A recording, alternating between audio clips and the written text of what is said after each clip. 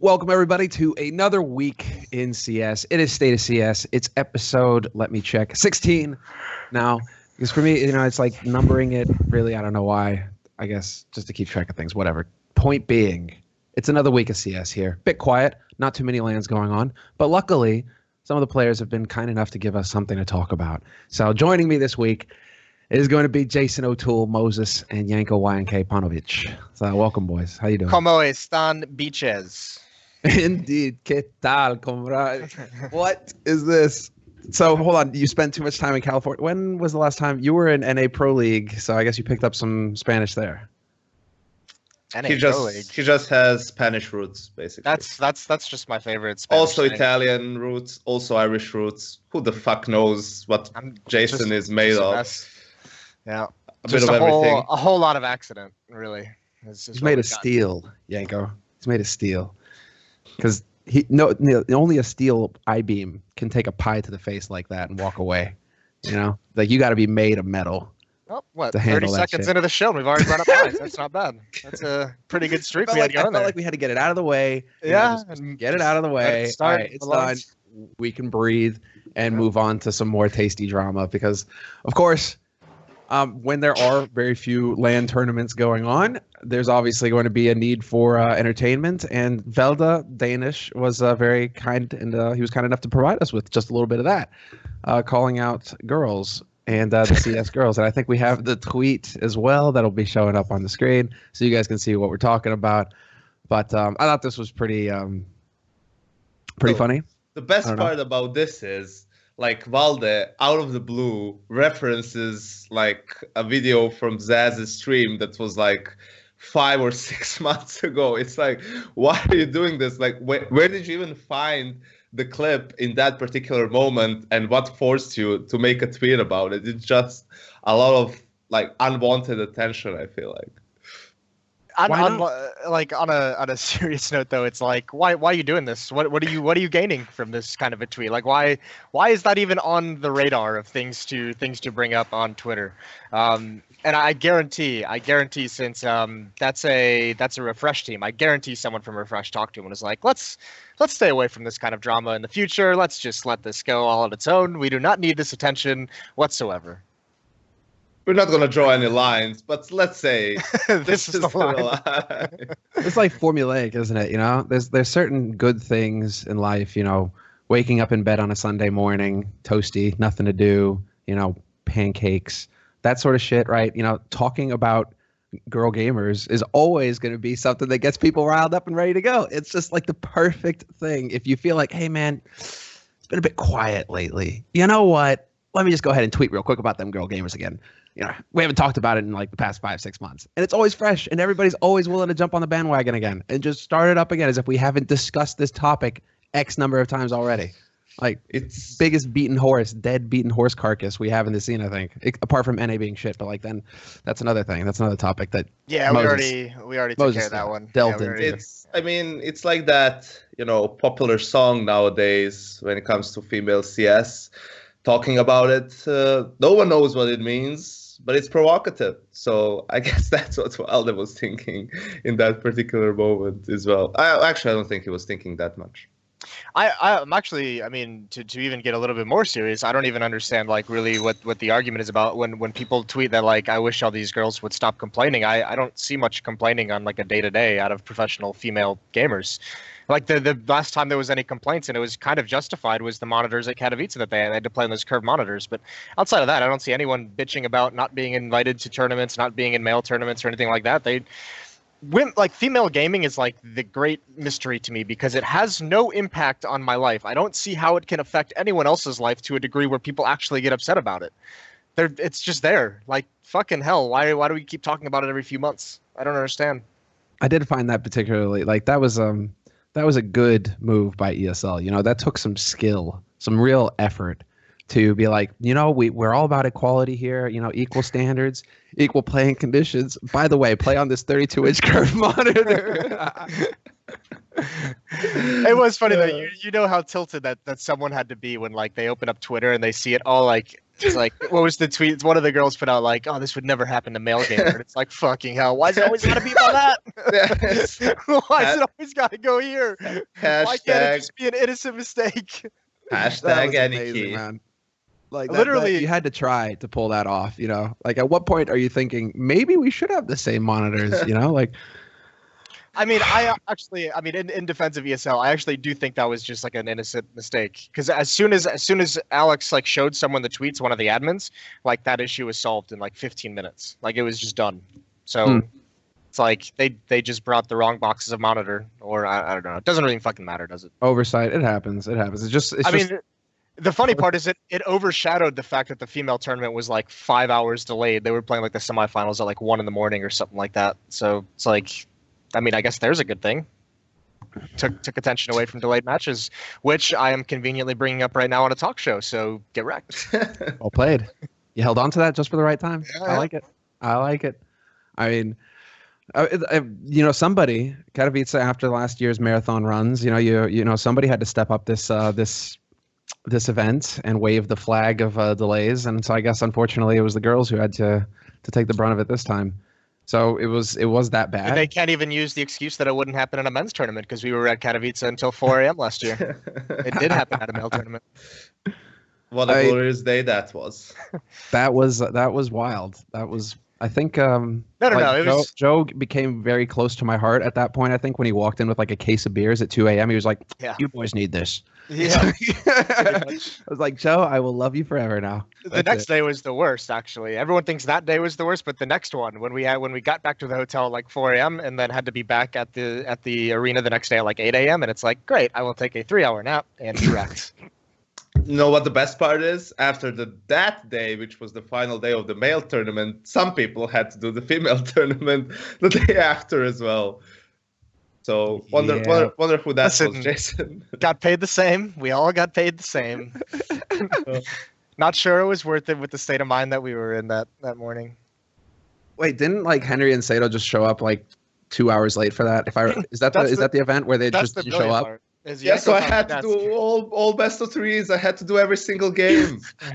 Yenko's on the desk for every game. I'm casting the first best of 3 with Lauren, and it's sealed. It's it was like, were they Ubuntu? They might have been CLG at the time versus now I guess they're Dignitas, the other girls team. And it the first map, like first 2 maps go into like 3 overtimes combined. Like the first map is like double overtime, second map is like just 1 overtime, and then it goes into a third map. And I'm just sitting there like still fucking drunk, starting to get hungover. Lauren's talking about wanting to eat McDonald's because she's hungover. And I'm just like, please God. And I'm looking around and Matt and Henry still haven't shown up. Like it's like 1 o'clock, 1:30 in the afternoon, and it's like the third map. And I'm like, if these motherfuckers don't show up and I have to cast every single game today, I'm going to flip my shit. Then thankfully they showed up. Meanwhile, I'm still chained to the desk. Yeah, but like we all got like 1 hour of sleep. We had to take like a power nap after the bars the night before, and then they had like nice 6 hours of sleep. I don't think it did them any good. Well, just to provide some context, right? The after party for the entire event basically happened the night before, right? Katowice after party is the only one that's on a Saturday instead of a Sunday. Exactly. So just to provide some context, wild time, great night, but obviously if you have to work the next day, it's not going to be a fun time. Like you're not going to be too happy about life. Yeah, no, that was not enjoyable. Sato and Sato and Henry were happy about life. You know, they got a cool 6-7 hours sleep. Yeah, guys showed up. You know, loving life. Still got paid the same, of course. Yeah. I mean, Katowice. Real quick, just because both of you guys were there. You know, like Katowice compared to last year. Just to reiterate, improved, or are we saying it's about the same, or did it go down? I mean, it seems like they were much better on top of the scheduling, at least on that respect. It was pretty solid. Well, yeah, they did the thing where the winners of the groups get to the semifinals. So there was obviously it's nice when you don't have a day where there's 4 BO3s, so that's super nice. I thought the stage setup was really, really sick this time. It was pretty similar, but not quite the same. Yeah. Yeah, I thought it was much improved all around the board. To be fair, of course, I was casting this event the entire of it, so that makes life easier just in general being a caster. I agree. Does it feel good to be back at the casting desk and not chained to the analyst desk the way Yanko is? Yeah, and actually, I mean, it's just nice to have some variety, right? Listen, even I had fucking breaks. Like, this is all new to me, so that's like an improvement. Scheduling, not having 4 best of 3s. We also had the Telestrator.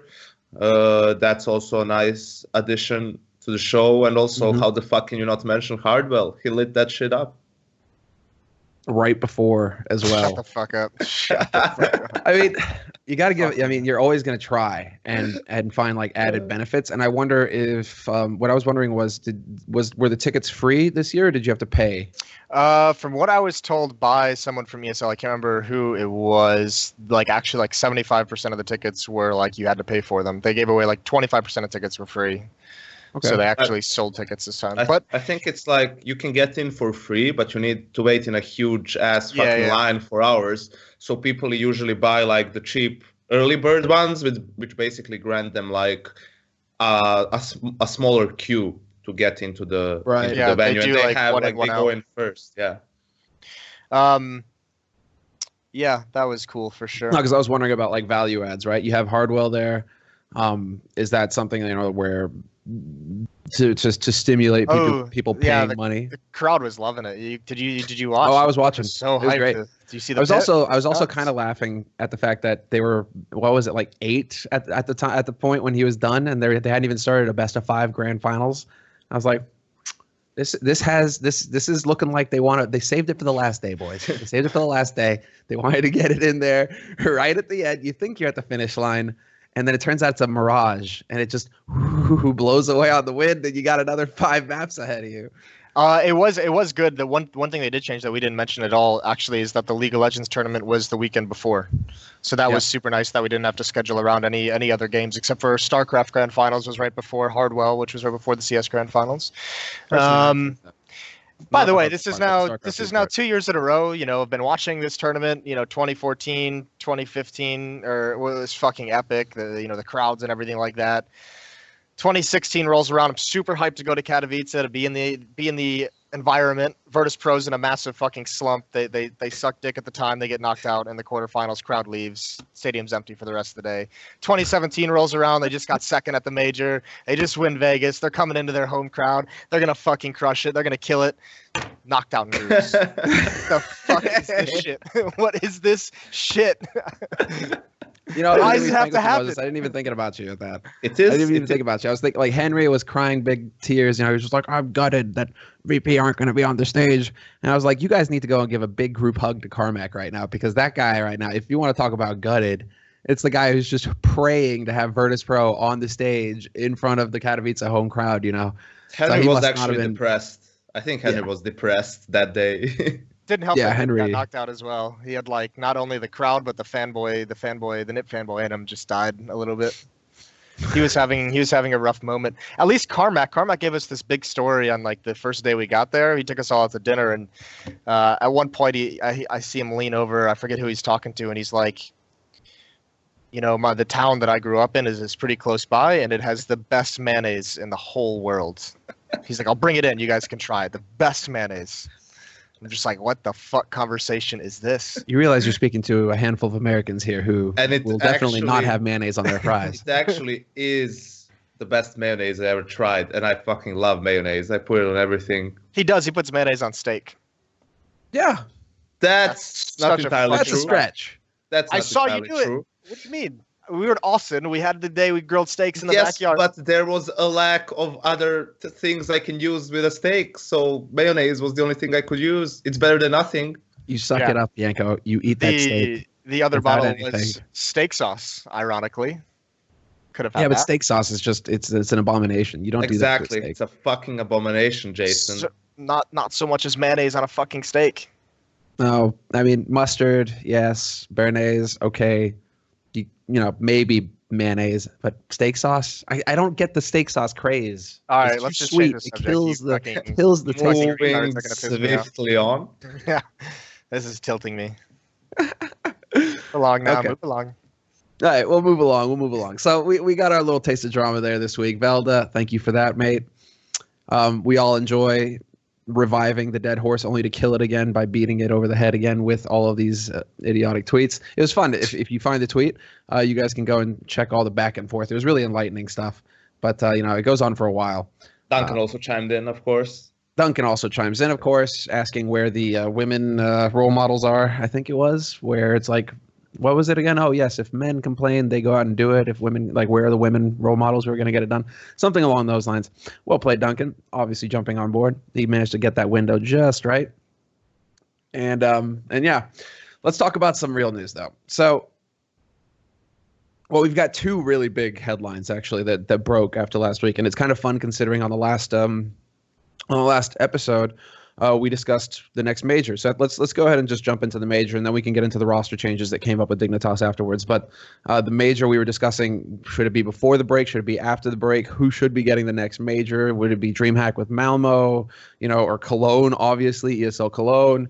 So, I mean, turns out that Valve pulled a fast one on us, and neither of them got the major. It turns out it's going to be PGL hosting the major this year. So what do we think about this? Considering, keep in mind, they were involved. PGL were involved with the production at ESL Cologne last year, so it's going to be very interesting to see how they can carry it themselves on their own. It does feel like a big slap to the face to both like ESL and DreamHack, because we heard like rumblings about PGL possibly getting like the major in between those two tournaments, but I personally always felt like it's not a problem that PGL gets a major. To me, a problem is not like seeing not Cologne or Malmo getting it in turn for that event, because Cologne, to me, it's like the CSGO event like in the calendar. It's this huge ass arena that's like being filled up. You have fans at this point, coming in organized in groups, like the Polish fans, the French fans, and all of that. You have like, obviously it was a major, so you had the best teams, you had really good games. It was just for me the best event of the year in general, right? It brought the most hype. When you look at everything, it was just so amazing. So for me, it was a problem seeing Cologne not be the major. But then when you look at it, because of like the small issues that they had last year with a bit with production in the playoffs, then you're thinking, okay, Malmo was an amazing event. Like first time around, Vegas was an amazing event in everything besides the lack of the live crowd, right? So the stage and all of that, so you're thinking, okay, if it's not going to be Cologne, maybe this is a great chance to give it to DreamHack, who didn't have a major since Cluj-Napoca. And then it's neither of those, and PGL gets it. And don't get me wrong, I'm very confident that PGL is going to, introduce a lot of great things and all of that. But they haven't had an event, like their only standalone events have been but in CS, they're like seasons, they're leagues. They did like Cluj-Napoca joint with DreamHack. They did the production part for the playoffs for Cologne last year. So, based on what do they get the major? Probably the pitch that they've had. I don't know. I think it has everything to do with Dota. Yeah, I was going to say. What they have the relationship that Silvio, who's the head of PGL, right, has developed over time with Valve. The fact that they're knocking it out of the park with Valve as far as the Dota 2 majors are concerned, I think that was probably what tipped it.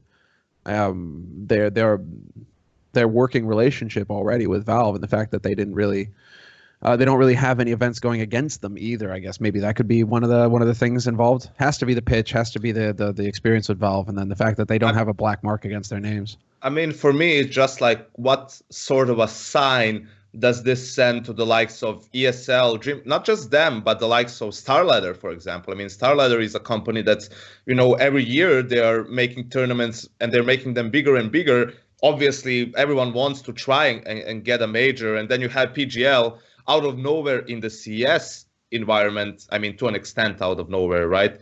Come in and get like the biggest tournament you can get of the year. I'm not questioning, like I follow Dota as well. I know that their relationship is stellar with Valve in general, that they're doing a great job when it comes to the Dota majors and all of that stuff. But I don't know. It just seems it sends a bad message to like people who are constantly working to make events and make big tournaments. What was interesting as well. Oh, go ahead. I'm happy for PGL. I think it all comes down to that relationship through Dota. I just think it's unfortunate because I share the sentiments that Yanko has, where Cologne just feels like it feels like it's going to be a major to a certain degree, no matter what. Just with that environment that's been in the legacy it's built over 2 years as a tournament in CS, that for me is like the tournament of the year, regardless of whether it's a major or not. But I think it's super. I think that the organization that gets dicked the most here is fucking DreamHack, and I feel bad because I don't think they've done anything wrong. I think their 2 major events have been incredible. Outside of the crowd of Vegas, but the viewership went up for Vegas online than it did for Malmo, which was a sick tournament to begin with. They're the most viewed events that we have outside of majors. On top of that, I mean, you just look at like how DreamHack this year is just getting fucking bent over by unfortunate circumstances. Like Sydney gets announced, and you know what it conflicts with is Austin. Teams can't do Austin and Sydney, and Tours is the same weekend. So there's 2 events that they just get wrecked by a late announcement of ES or IEM Sydney, and then the major comes around. And you talk with DreamHack though. But you talk with DreamHack though, and for them, because I obviously. I'm good friends with Mike at BC who works with DreamHack, and so I'm like, hey, like that's a rough break with Sydney getting announced for your weekends, and he's like, we don't care. Like that's what they're gonna say. But he's just like, we don't care because we're aiming those at tier 2 teams anyways. DreamHack Open is supposed to be tier 2 teams. It's not about getting tier 1 teams. So actually, it doesn't really bother us that we have overlap. And I'm like, yeah, okay. But yeah, I mean, you could say that as much as you'd like, but I'm sure if like a tier 1 team would if they had been able to go, they would have loved to have 1 or 2 mix in with those tier 2 teams to bring some publicity to. Like they'll SK have 2 for Austin, they'll still have a couple of teams. They'll still have a couple. T2. Yeah. So, let the man finish his point. But then you look, the European minor just conflicts with DreamHack Summer. So all of a sudden, I mean, there's going to be tier 2 teams that they would have liked to have for Summer who are going to try and be qualifying through the European minor. By the way, I believe there's going to be 3 slots available there because Envy lost theirs in the qualifier. Right. I believe that's the case. And then the major qualifier ends the day before Cologne begins. And then you go into the major and it's like, it's just plopped right down on fucking DreamHack Atlanta and DreamHack Valencia. Yeah, so I mean, there's like 5 DreamHack events that just got wrecked, and the fact that Malmo is not going to be a major, I mean, that's just unfortunate because that event was sick last year. That Swedish crowd is fucking stellar. This is the discussion. I just feel like DreamHack just got dicked pretty hard. I'm gonna be very curious to see how Cologne goes though, because I'm looking at the past 2 years, and Cologne has had the luxury of hardly any competition in that period of time, right? Like in the month of August in 2015, nothing really of note around Cologne, so a lot of the focus was on Cologne. Last year, 2016, same thing. You had Face It finals, right? A couple weeks before, but apart from that, I mean, all the focus is on Cologne. Now you're coming into 17, and like you have the major qualifiers happening right around there, right before, and then you have the major right after. I'm worried that here's the worst case scenario for ESL is that something big happens around Cologne to detract from Cologne, and now they literally have one of the biggest events of the year that's happening a week later. If you're a fan and you're looking at your budget and you say, I can't take 3 weeks off from work or school or whatever to go to a CS event, which one am I going to pick? You're probably going to be picking that major. Well, I mean, I don't think anything big can get added to this fucking schedule that I'm looking at because June and July have an event every single week. Like there just is. Like there's nowhere to fit anything else into these 2 month periods. Some weeks even have 2 events. Some weeks even have 2 events and online leagues, sandwiching it. So that's fucked up in its own regard. But also, I think the scary thing to think about is going to be ESL 1 Cologne. They might have just had their balls chopped off. They might have just gotten neutered by this schedule just because I guarantee a team like Astralis, like with their sports psychologists, with the way they've been preparing, they might just look at Cologne and say, yeah, we're just going to take that off. Why are we going to travel and play at a massive event like this on a stage a week before the major begins? I guarantee there's going to be other teams who are going to consider that. And whether going or not, deciding to go or not is a different story. But I guarantee you there's tier 1 teams right now looking at Cologne being like, do we really need to go here? Let's keep our eye on the major prize, which is the next week. So, I mean, this is just unhealthy for the scene at this point. Yeah, it's really cool to have this competition. It's really cool to see other companies get majors. It's all well and good. But when we start getting into this kind of a situation, like Cologne as an event costs millions to put on, and like to be able to just drop the major the next week and you just announce it 2 months ahead of time, that's really scary and really unhealthy precedent. You have to wonder how many cancellations they're getting, because they've been selling tickets since what, January, December last year? No, since the last day of Cologne last year, they announced it. Yeah, they had tickets open for that. Yeah, you got people buying tickets, you got people booking hotels, and all this sort of stuff that goes into it, right? And then all of a sudden, right, the major rolls around. I mean, my main concern, or one of them, is also the fact that with E-League's major at the beginning of this year, it came after one of the longest breaks we've had in CS. It really allowed the players, like I was talking to players, and they were like, before the break, fuck, you knew everything that every team was going to do. You knew every play, you knew everything. Coming into the major, you had to be on your toes. You felt like it was a fresh game, fresh CS. You were seeing things you hadn't seen before, and the players really loved it. They were like, oh man, sick. This was a lot of fun. This is super challenging. You know, coming into this major, this is why I was an advocate of having it after the break. Because, again, you would have times for the teams to regenerate, for players to rest, and then to innovate and come up with new things. And it wouldn't be in this situation where you have to say no to an event in order to hide your game or prepare or whatever. It's like now where it just feels like the players are going to be worn out because it's going to happen before the break. And so it's going to be this long, very competitive schedule that they're maintaining for months now leading up to July. And July is the promised land of like, oh, vacation, sitting on a beach somewhere. But you're going to have to worry about the major before that, bro. Here's what you're about to get. You're about to get a bunch of angry tweets from fans who say, yeah, but the break is for vacation. They're not supposed to be playing Counter-Strike and preparing. Oh, I think that's what idiocy. they don't know, I think that what they don't know as well, idiocy. Sorry, guys. What they don't know as well is that the player break has like 2 to 3 weeks off at the end of July and beginning of August, and then there's 2 weeks where all the players have agreed to play online games, but they won't travel to tournaments. So exactly. You have 2 weeks where they're going to be playing anyways. So there's 2 weeks of boot camp. There's no real issue to having a major or a big event right after a break, which, by the way, we have DreamHack Masters Malmo right at the end of August. So I feel like, I feel like Trump or something, where all I want to be like, it's like, but the players need that time to rest. Wrong. the players want to have time to, spend time with their wrong. Just go hard at it, because that was, I think, DreamHack's major selling point, is the fact that they're like, hey, look at all the attention that E-League got. They had this big break. There was a lot of time for interest to develop and for storylines, all this sort of stuff, right? Leading up to it. And they're sitting here thinking, man, we got 5 weeks where there isn't going to be a damn thing. We can spend all this time like generating buzz and hype around the event, and it's going to be monster. It's going to be sick. Everybody's going to be excited about this. And Valve were like, nah, bro. We'll go with PGL and put it right next to one of the biggest events of the year. I wonder, did Ralph piss off Valve or something? Or are they just trying to get back at him? Like, ESL, fuck ESL. I think that's the biggest problem. Like, I think Anders tweeted it out that, like, if ESL Cologne is still a success, with the major being, like, the week after and all of that, it shows you that you can build an event, maybe with the help of the major status, and then it can still be a standalone event. But I don't think that's going to work, simply because it's like the fucking week after. If it was a couple of weeks or anything like that, it would be a lot different. This way, I saw that tweet from ESL, and someone needs to fucking take care of their social media.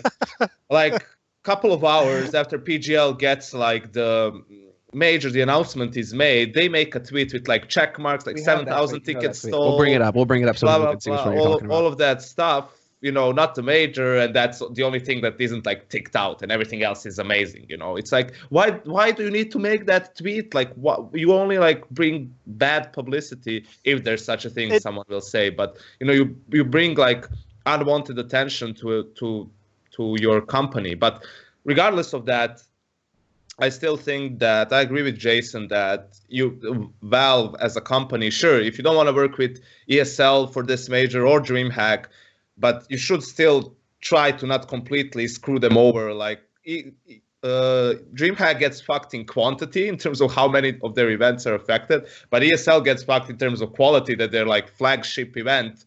Probably the one event that's never had any major issues, that was always like, something that you would always proudly show to your friends, maybe, who don't really follow esports, and say, look like where we got.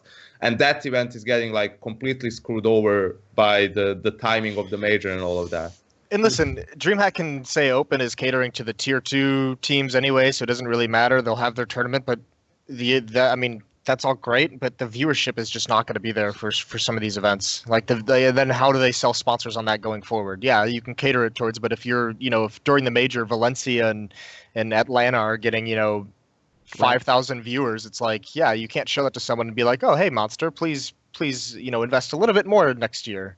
So it's also the point where you have to cancel the event. I mean, you can't. Can you legitimately run an event period during the major?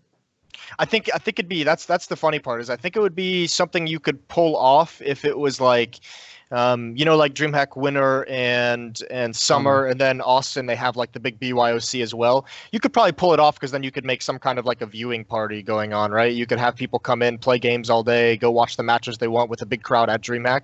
But the fact that these are just standalone tournaments, I don't know what they're going to be doing. Aren't all of like well, actually, hold on. I think there's got to be multiple facets to this as far as DreamHack are concerned with these open events, because haven't they basically built these open events around shows or around expos, right? Where it's like a LAN element and an expo element and a few different games, a few different kinds of tournaments. So basically, I mean, we're acting like, oh, well, DreamHack, it's like all of open is screwed. It's like, well, no, there's the CS part of their event is screwed, but they're trying to turn it into more of like an event that spreads to multiple games, really, to try and spread as much as possible. So it's also like that stuff is already budgeted for. So, I mean, they're not going to cancel the event because the money is already there for that. It's just going to be a different type of an event. I think there's so many teams right now that events that do not strictly collide with the major, like Austin is going to be a good event still. Austin has a really cool lineup is added as well for teams. Yeah. You could probably get good enough teams for summer as well, stuff like that. The problem is going to be like if it's at the same time as the major because of the viewership. But when it comes to teams, you can always find like interesting teams to invite, especially because it's an 8-team tournament. If it was a 16-team, then it would be fucked up. But for 8 teams, you can always scrap something up. The really sad part is that with the, what is it? The major qualifiers over DreamHack Summer, or is it the European qualifier? If we have to work the European qualifier. YNko and I were throwing together a team to go win that DreamHack Summer trophy. We had a good squad lined up. We were gonna fucking hoist that bitch. We were gonna get in there. We were gonna steamroll some of these, tier 2 pros. We were gonna fucking wreck house. That's true. I mean, you can see the highlights for yourselves, boys. Yeah, we call it a front page of Reddit, maybe right up there with Shroud. Yeah, we call it a deep right up there with Shroud. I mean, you even see like we're so good at this point that even Fiflaren wants to come back. Yeah, Fiflaren's looking for a new mousepad. He was like, "Oh, I got to get on this action. Got to get in that 5th." Let's go. We do have a 5th spot open. When are you having tryouts? I want to know this. We're already full. Sorry. Yeah. Another thing that we forgot to mention is second time in a row, the Oceanic teams are getting, Renegades in particular are getting fucked because the Asia minor is colliding with Pro League finals. So like one of the biggest leagues they're playing in, and the most important ones for them, they can't really, they're just playing for practice pretty much and for the prize money, and to stay in the league, because even if they get top 4 and get a LAN spot or top 6, they still can't attend the fucking tournament because they obviously are going to go to the Asia minor to try and qualify for the major qualifier. That one's a little bit tricky though, because there is a good argument that can be made that says since ESL doesn't have like an Asian Pro League branch, should they actually cater towards the ESL schedule? And the answer is probably no. It's also weird having an Australian team competing in NA that's got to qualify through the Oceanic. Being better than half of the NA teams, of course. Yeah, well, I don't know about that one. They're actually pretty dog shit this season so far. So didn't they get 2-0'd by CLG, I think, for the Star Series qualifier? Yeah. My boy Kusa took a dump on their chest. But the thing is, Cleveland Steamer. But if you release the schedule in advance, if there's some kind of advance notice, this issue just probably happens less naturally. They probably naturally try and avoid that to begin with. So it's not a matter of like directly going out of your way to avoid scheduling conflicts. But if you know in advance, I think people are going, like organizers will, for the most part, try and cater around the schedule rather than if they know a month ahead of time, they're like, you have to find 4 weekends to host these qualifiers. You have like a month to do it. Like, good luck. Like you're going to conflict with something in that sense.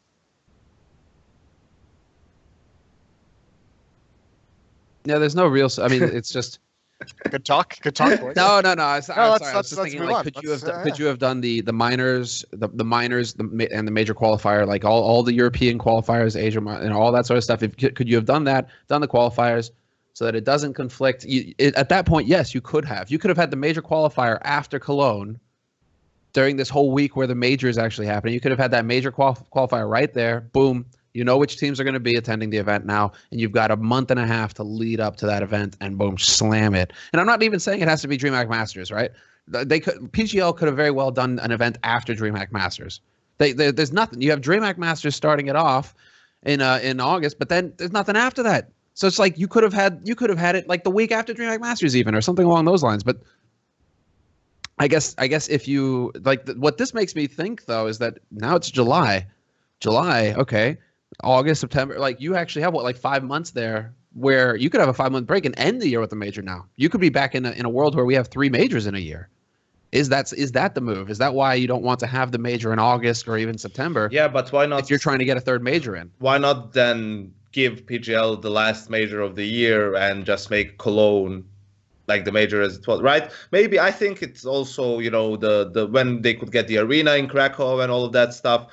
In the end, it's probably about the pitch, that the pitch was so good that it made sense for Valve to do all these things, because it can't really be anything else. It's interesting to note as well that PGL's pitch had the major being in Brussels.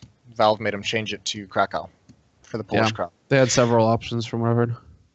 But I mean, here's my biggest fear of all this scheduling fiasco at the moment is I think we're going to start getting into a world where if you want to have a major, you kind of know like the time frame of when the majors are going to be. You assume there's going to be 3, right? So I feel like we're going to get to a point where organizers are going to start announcing 6 months to a year in advance tournaments that are going to be February, March, and then we're going to get June, July, and then we're going to get, October, November. And these are going to be like these 2-month periods all throughout the year where we just have like 5 to 6 massive stadium events scheduled, all trying to become the major. And like you just get bombarded for that month and oversaturated, and then you kind of chill out and you have some of the smaller events. But like, this is just too much. Like, you have that, but then look at PGL's strategy. Sorry, go ahead. Just get the major and then just fuck everyone, just drop it. Like, do we need to announce an event? No. You don't like Brussels? Cool, we'll go to Krakow. No problem. Like.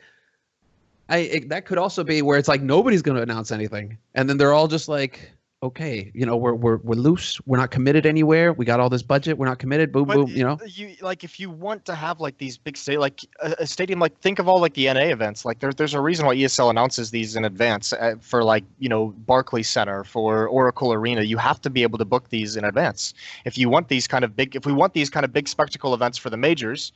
These need to be booked in advance. These are expensive. It takes a lot of logistics and a lot of plannings, and these organizations need to know months so they have their people working on plans at these arenas. What do you think about Valve giving like people a schedule if they want 2 majors or 3 majors, and they give them like, we want a major in February, a major in July, and a major in November, and then all the orgs make a pitch basically, and Valve says, okay, we choose this, this, and this. And then the rest of the organizers know, okay, I know that PGL is going to get a major in July. There's no point in me doing like Masters Malmo in August. I'll move it to September maybe, or October, or whatever the fuck. So then, I mean, obviously, still you couldn't move, or probably wouldn't move Cologne regardless in this particular situation. But in general, for the landscape, people would have a better sense of, when to schedule those big events, flagship events that they want. I would love that, but I mean the reality is that if that's going to happen, then that should be happening like now-ish for 2018, or like within the next 2 to 3 months. Like that should be something that is known by June or July of this year for 2018. And that's where you get the sense that that's just not going to happen. It's not that they maybe wouldn't do it, it's that they're not going to do it far enough in advance. I don't think that Valve want to commit themselves that deeply. Yeah. Look at how it panned out last year with 2 majors, right? We were all like, oh, is it going to be 3? Is it going to be 2? Is it going to be 3? Right? There was a lot of tension there, and then all of a sudden we only had the 2. So you're wondering. No, finish. Sorry. No, go ahead. I mean, I just feel like in a bunch of their decisions, Valve is just being irresponsible to either the organizers or the community or the teams.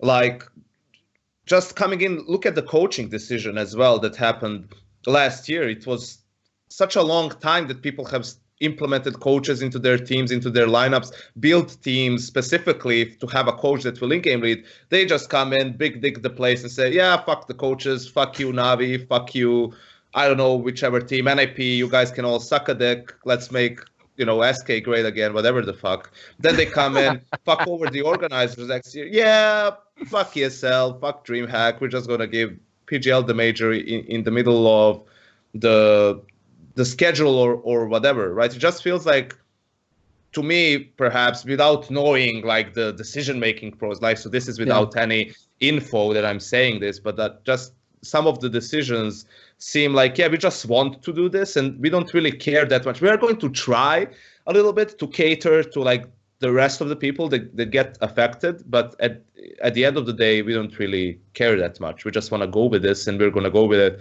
and you're going to have to deal with it, which is a very dangerous way to like approach the scene as the developer of the game, right? I always say this, I wish there was like a fucking League of Legends to CS as it is like to Dota, that there's like a legit competitor, because then I think things would be done differently. And we will get a fucking operation, boys. Who the fuck Like cares you about give a shit about the operations. Get out of here. I don't know. I've kind of talked a bit about Valve, or how I feel Valve look at things. I mean, to me, it just feels like Valve are just purely all about just their core community, which is which happens to be the casual community. Not that they haven't made an enormous amount of money off of skins when it tied to CS, and you can definitely say, things like CS:GO Lounge and everything had something to do with that. OP skins, all these major sites that you hardly ever hear about anymore, obviously, that helped things. So you can't deny that. It's like they want to deny the impact that the competitive scene have had while still trying to cater to the casual scene, but with their decisions, with what they actually put through. As in, this is like old as sin, but it's just like, coaches can't be involved in the game. They want it to look like matchmaking. They want it to be 5 players like matchmaking, right? They want it to be as close to the casual thing so that when a casual viewer tunes in and watches the game, well, there you go. There's no disconnect. This conversation's just starting to depress me, really. Oh yeah, you want to get depressing? Shit. All right, let's not, because I know talking about Valve can also be incredibly. It's not good for your mental health. No, not at all, actually. You think I drink because I like it, Semmler? Yes. I'm trying to cut down the way I planned it. That's why. Let's change the subject and talk about the other big piece of news that broke this week. And so, shall we say that Fox has managed to get out of the trap? He's alive. He's fleet of foot. He's running. He has not been turned into a coat or a scarf. He's actually managed to meet up with some Scandinavian players. So Dignitas have announced their new roster. Essentially, that's what I'm trying to get at here, boys.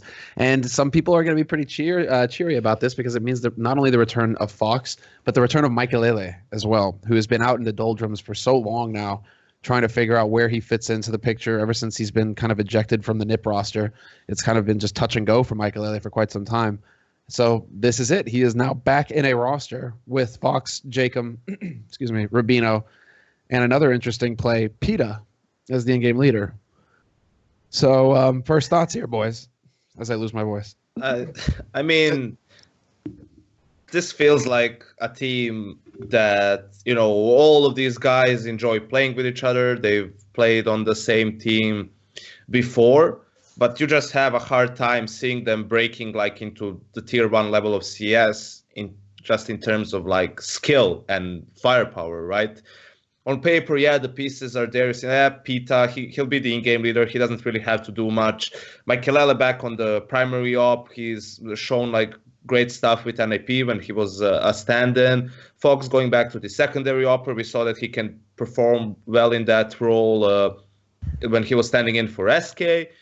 Jacob also was way back, was could be a star player as a rifler, and Rubino had his good moments with North and was someone who was willing to like sacrifice himself for the team and all of that stuff. But you just feel that they are like a phase, but just weaker in every department. Yeah, basically like a weaker version of phase. I'll be honest with you. I mean, I have a hard time seeing them breaking into tier 2 teams. I don't. This team doesn't wow me at all, and it's kind of a bummer because I like Rubino as a player. I like Michael Aleli. I think he's a lot of fun to watch. I wish that he had found more success than he has actually in this game, but. These pieces just don't make sense to me as like a mixed nationality team as well. You're gonna have that whole issue. Pete has been out of the game for quite some time. Fox looked good in SK, but let's be honest, he's surrounded by cold and fur, playing one of the best tournaments that they've ever had. This isn't going to be the same situation. He's not going to have that level of skill and that level of structure around him. Jacob hasn't impressed anyone for probably about a year. I think this team is actually like.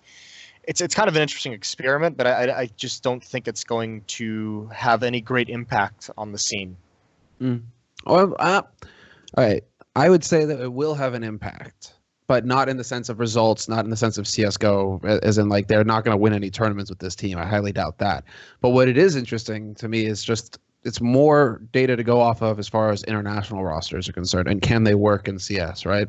Can they? Because you see international rosters in all sorts of other games where you're mixing nationalities and everybody's communicating in English, and CS for the longest time was one of those games where it's just like Swedes with Swedes, Danes with Danes, well, Serbians wherever they can go, and then it kind of just goes from there. Whereas we've only really had, I guess, mouse sports for a while and phase to look at and say like multinationality, speaking English, what are they capable of? So I'm interested in this experiment from that point of view, where it's just like, okay, cool, we'll have another international team here.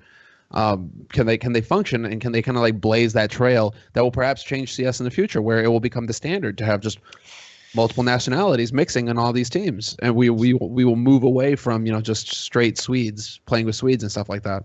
Yeah, but the unfortunate part about that is it's kind of cool from that aspect, but even if they have no communication issues, they have no skill to back they don't have enough skill to back anything up. They have no skill. Moses 2017. Moses is not letting up off of this.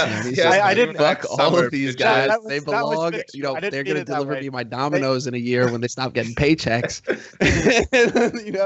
Like they can have all the communication in the world, but we're never going to see that. That's never going to be the story, just because they're not going to be able to beat anyone. So they're not going to be a great example of like a mixed team. They're not going to provide. Not being able to beat anyone. Moses 2017.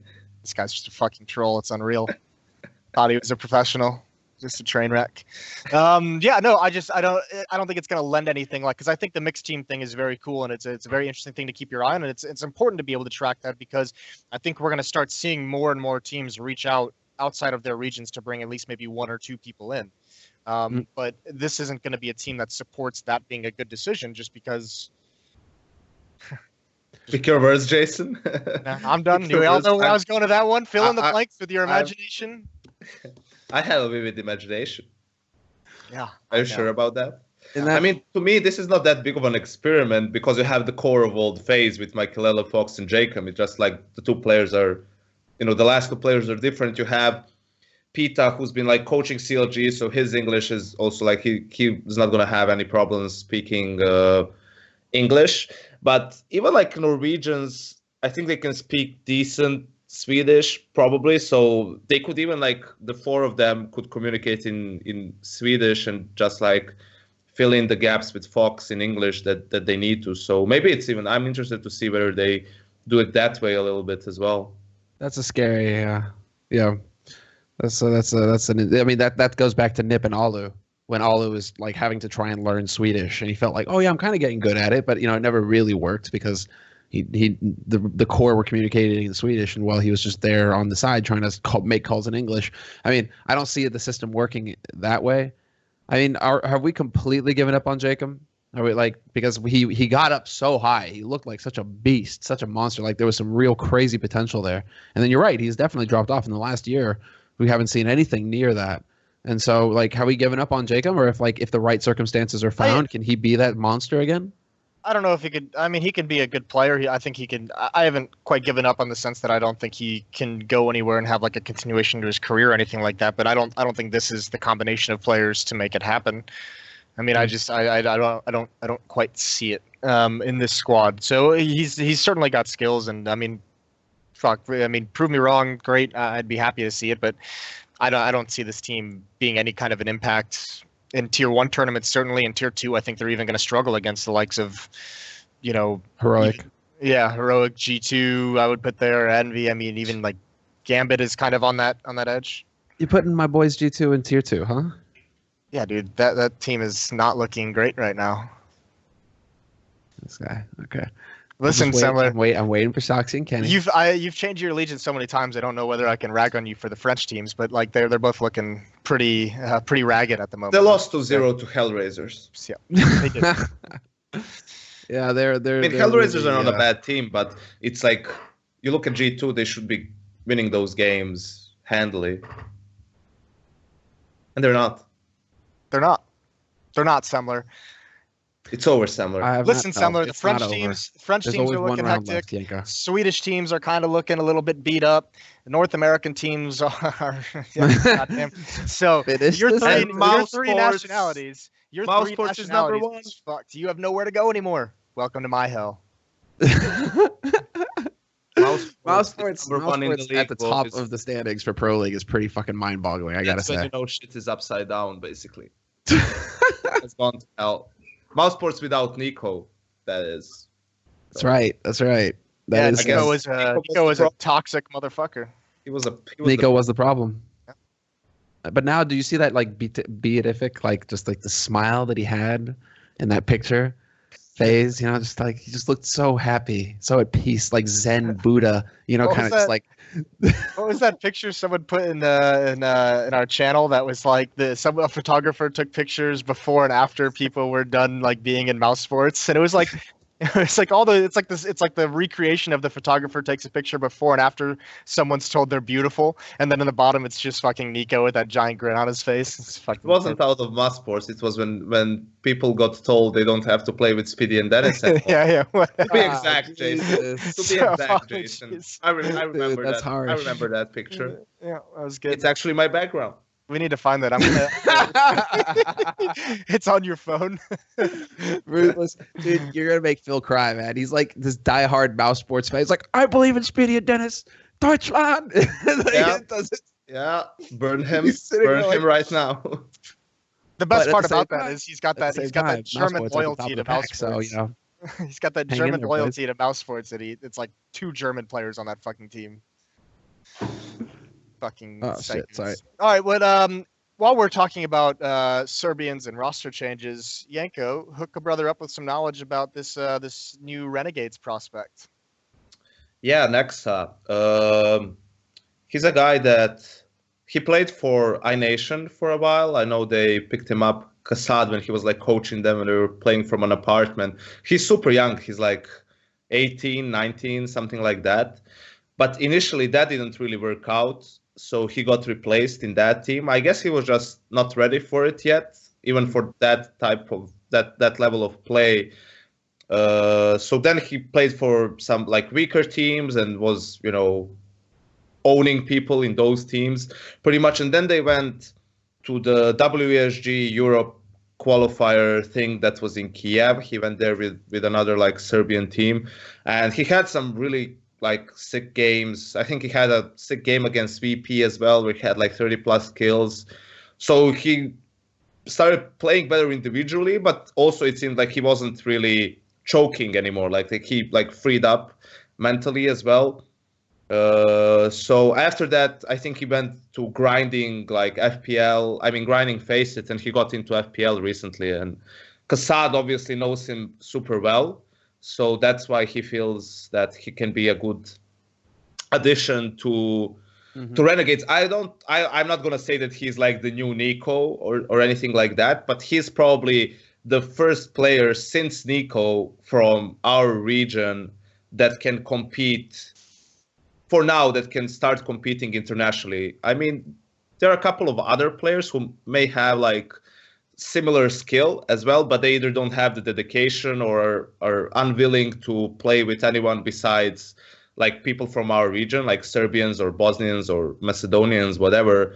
But you just can't have a team. You don't have 5 people from our region who are good enough to do fuck all, basically, right now. And Kassad says, let's bring him over to North America where he can be in hell and we will stunt his growth and development and he will become shit. Well, the same would probably occur here. So just Fair a nicer point. country to be shit in. Probably gets a better paycheck as well, I'd imagine, in Renegades. Probably gets hooked up a bit. I'd imagine too. Yeah. Well, he gets to live in lovely Detroit as well. I mean, that's going to be. It's you a definitely Detroit. want to start winning tournaments once you start living there. You know, It's a Detroit suburb, and the suburbs of Detroit are very, very nice, actually. Oddly enough, the surrounding area of Detroit is all like the fucking beautiful, rich, neighborhoods and everything like that. And then you go into the city, just surrounding squalor. Actually, though, Detroit is a city that's on the rise. It's actually not as bad of a city as it's made out to be. Just doesn't want to get killed by someone from Detroit, obviously. It's like every other city in the world where there's bad areas that you do not want to be in, but if you stay close to the nice areas, they are nice, and you will not get killed. Hopefully. No, you won't get killed. Speaking of getting killed, it's just how it is. Speaking of getting killed, I'm gonna be in Serbia. I'm gonna be in Belgrade this weekend. Is that where you're going with that one? Not really. I was going with our beloved friend Duncan Thorin Shields. Yeah. Oh yeah. We kind of missed that. We kind of missed that. Yes. Yeah, we did. Yeah, he actually said that he's not gonna go to the event, even if it invited. I don't know. I personally think like it's a bit blown out of proportion. I don't think anything bad would happen to him, but I just think that he would feel super uncomfortable and just doesn't want to be in that situation. That might be it. I mean, I've heard of players with that kind of where they were nervous about certain security issues, and so I've heard of players even like having personal security guards following them around 24/7, at these events. And so I was even kind of kidding around where I was like, well, Duncan, that an option for you? I'll bring a couple of friends over. There you go. Yanko will provide. Yeah, I I agree from like the outside, it just seems kind of like silly of him, but at the same time, I can't really fault him. I think when it comes to those kind of situations, and I mean, he was in Poland when the whole thing went down in Katowice the last time, and I know he's talked about he's gotten plenty of death threats from there. He had to was like really uncomfortable for 2 days in the hotel where he just couldn't leave the hotel, didn't feel safe, and I mean, as much as like you get a multitude of death threats, and like they're probably more often than not they're just jokes, or I mean bad jokes, but they're not serious. It only takes one, right? And he's the only one who can be a judge of how serious and how threatened that makes him feel. So I mean, I think it's his decision, and I mean, I can't really fault him for making this decision of not wanting to go. Okay, boys, we all miss them every now and then. It's always about you, isn't it? Moving swiftly. I was going to go with that, where it's like Yanko's obviously feeling pretty good about this. Spot on the analyst desk opened up, boys. That's it. No, going to the major. Here's the thing. No Duncan comes out after E-League, and he's like, all right, listen, if Yanko's not at the next major, I won't be there either. Yanko's like, Duncan's not going to be there. Fuck him. I'm in. Listen, I'm gonna be his fucking bodyguard. I'm not missing 2 in a row. I'm gonna be his fucking bodyguard if he wants to come. No one can fuck with me, Jason. You know that. It's not true. Is it not? Well, I mean, Jason had better hope that, considering he's about to go and spend the weekend with you over there in Serbia. So I mean, but Yanko's gonna try and wreck me the whole weekend. I just told him like, Jason, if you start behaving in a bad manner, if you start disrespecting me, I'm just going to push you into the crowd and say, this guy is American and he loves Bill Clinton. And that's going to be the end of Jason Moses O'Toole. The thing is that you're probably going to get drunk and do it anyway. That's the thing. That won't happen, but I am worried that at one point we just get so drunk that he just says it in the club in a joking manner, and some fucking giant, massive human being, Serbian fuck, hears it, and he's like, "What did you say?" Tears me limb from limb. It's gonna be like the fucking Wookiee in Star Wars, just fucking ripping my arms off. Oh man! Good times. This is gonna great times. This is gonna be great times. This is what's gonna happen, man. That's gonna be sick. I just know like Yanko, the first day I'm gonna land, I'll be like, all right, let's go do something cool. Let's go do something fun. And Yanko's like, yeah, let me show you around my village. This is where the first bomb hit. This is the following weekend where the next one hit. All from your country, by the way. I'll show you the cancer ward as well because it was all depleted uranium. You fuck. Fucking A. I was like 8 years old. It's getting dark. Let's go ahead and start moving on. Let's talk about nicer things. Such as Valve trying to once again cater to the casuals. Can we not do that? Can we not do that? We could because there's Kiyoshima with the tweet. I think that's one of the things we got to kind of touch on here. All right. So basically, Valve want to make CS into Overwatch and allow for you to see your teammates' equipment, gear, position, etc. through the walls. Here's the thing about this shit. I don't even understand why this is even a discussion, because I think everyone agrees this is an awesome addition for matchmaking. It's a lot of I think it's great for the semi-pro amateur players who want to be able to learn, and it helps make things easier for them to learn in other areas. But there's really no argument for this to be allowed in pro play. I mean, you can see it through smokes, you can see it through walls. It takes away communication. It takes away from the fact that you actually have to be coordinated as a team. I mean, it just takes so much talent out. It's like it's just dropping the skill level. And I never agree with dropping the skill level to being pro. I never will. I think it could actually cause more harm than good, because at least in the past you could lie. You could be like, you know, your teammate's like, why the fuck didn't you flash me? You could just be like, I didn't have a flash, bro. I'm sorry. You know, I didn't have a flash. And now that motherfucker's going to be able to see it and be like, you piece of shit. You had a flash. Why the fuck didn't you flash me? Of course, that's the first thing that's about. Fucking this scumbag. If you were actually playing Semmler, you would know that it never goes that way. It actually goes the complete opposite way. Do you want a flash? No. Here it goes, and then you just get flashed and you die and you just hate life. Isn't this what the fucking minimap is for? Isn't this what the minimap is about, right? You know, Overwatch, you don't have a minimap, so you see through the wall, so you can actually see where your teammates are, because you have no way of knowing otherwise. CS, we have a minimap. I can look and see exactly where my teammates are. I mean the radar. Minimap, radar, whatever. Because people think of the minimap when they like spectate and pull up the whole minimap, right? You can't do that while you're alive, Semmler. You can only do that once you die. That's the maxi map. There's two different things. That's the maxi map. Okay, I'm sorry. Another thing, here's a quick tip for all you guys wanting to be pro players.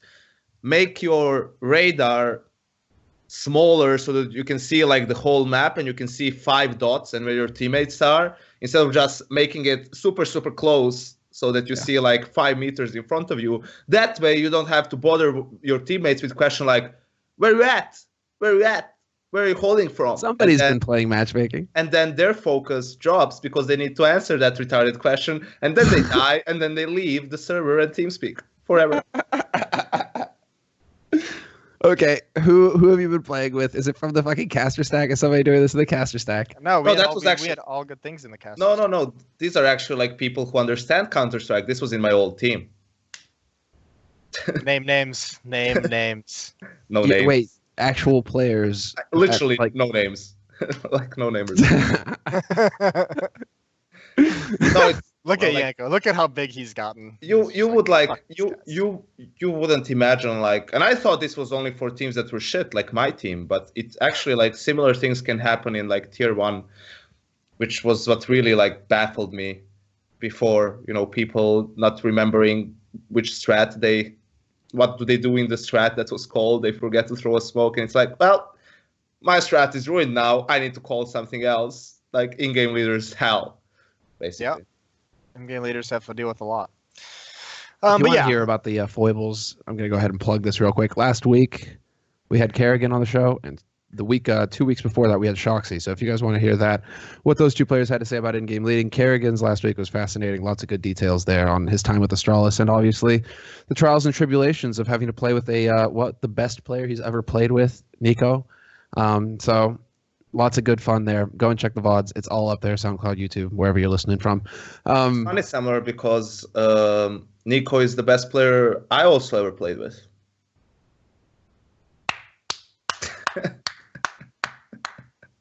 Well played. Just throwing that out there. Moving swiftly on. Fucking addition to the conversation that was. Brilliant. Moving swiftly on. All right. So I mean, but you guys are actually in favor of this for casual matchmaking as well, for like matchmaking. I don't want that in my matchmaking. I don't want to see my teammates through the walls or anything like that. Well, because you think you're like pro somewhere and you're actually a fucking pleb. Not even going against that. Totally a fucking pleb. Not a pro. Have not been a pro. Wants to join the team for DreamHack Summer, of course. But just after that like flashbang story, just after his flashbang story, he's already no chance on the squad. Is that something that's going to be implemented soon? This command? What is Here's what I feel like I know exactly what's going to happen with this command. It's going to be involved in matchmaking. It's going to be involved in whatever matchmaking the some of the amateur leagues and everything like that. The pro community is going to be like, we don't want it to be involved in pro tournaments and leagues. And then Valve's going to come out and say, we're going to have it for the major. And then it's like, oh, well, good, fuck. Great. That is what's going to happen probably. PGL will roll around and be like, hey, by the way. Yeah, Valve is mandating that we use this. Yep. Now, I also imagine that if they're going to do that Valve would... I think the obvious compromise is if like they're going to have it, it's not the end of the world. I don't think it's going to change too much in terms of match outcomes. But I would say that Valve will fix it so that it's not visible through walls or smokes. I would hope. If they're going to enforce it to be in pro tournaments, I would hope that they can do that. If there's some way. But I agree, because it makes it much easier, right? No matter how good your communication is, sometimes it's hard, like when you're in a 2v2 or in a clutch situation, your teammate says, I'm coming from connector or I'm holding this. Sure, that is one thing, but if you could literally see his model through the wall and see where he is, that makes it way, way easier. So I agree with Jason. And by the way, there's always players who in like a 2v2 post plant who are just better at using their utility. There are certain players who just fucking tunnel vision and forget they have a fucking Molotov to molly out a spot in the bomb site. And then if you have that, then your other player can be the one who's communicating it. And that's like we don't need that kind of shit. I think there still needs to be that skill gap or that game sense gap to be sure you're using your utility. By the way, we also have fucking dead teammates who can say you have a smoke or you have a Molotov. So it's like, why are we doing all this? Like, why are we just adding unnecessary shit? Is it going to be too confusing when it comes to observing as well? Is this something that would be available in just observing in the tournaments as well? Yeah, it actually would be very cool if it was available in observing. But at the same time, we already think about like E-League. We already have to explain to viewers who don't watch Counter-Strike that the X-ray is not like a wall hack that is always on for people playing the game, that it's only like an observer tool. If you start adding in all these extra things on top of that, I think that's going to get to a cluttered, awkward situation where it's just going to detract from the action. For observing, you also have it in the HUD on the side. I mean, next to the player name, you have the grenades they have. Yep. Good stuff. So, verdict is fuck this command for pro play, I think. Yeah, hands down. Hands down. But then that's always the case, right? And I think you're onto something, Moses. I think Valve are just going to be like, so we put some hard thought into this. And the answer is, fuck you. We're going to put it in anyway. So there you go. Go and have fun with that. And on that note, boyos, I think we're going to call it a show. Yeah. Cool. I think we're going to call it a show because we've covered most of it. I mean, unless we have anything to add, but I don't think so. We have practice. We have to go at this point. Yeah, Team Fuckboys loading up. Yep. You guys are going to go play? Yeah, we have 5. Fuck you. Fuck you. All right, guys. Thanks a lot for joining this week, man. Really appreciate it, Jason, Yanko, as always.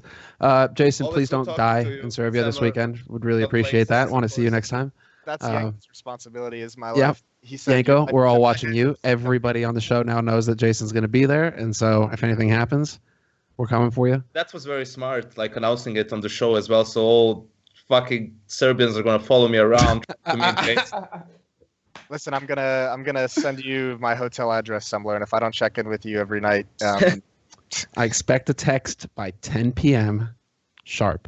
Well, I guess we know who your daddy is, Jason. All right. Thanks, guys. Take care, everybody. See you all next week for State of CS.